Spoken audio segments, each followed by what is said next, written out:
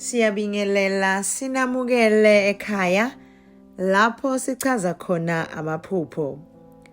Namuhla ke sizobheka izincazelo ngokuphupha izinto ezibalulekile zifa noma ziphuka.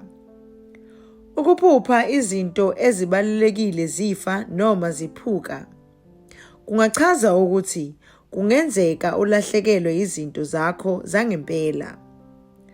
Lokhu kungabhekiselwa ezintweni zakho ezibalulekile empilweni.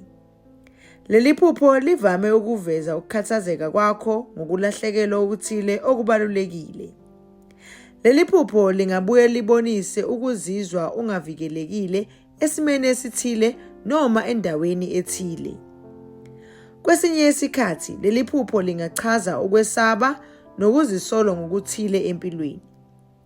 Ngamafuphi, leli phupho lingaveza ukuphoxeka ezintweni noma ezimeni ezithile, liphinde libonise ukubambezeleka empilweni.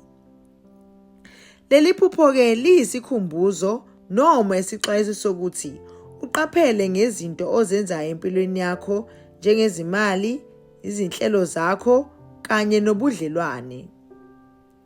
Siyabonga, nisale kahle.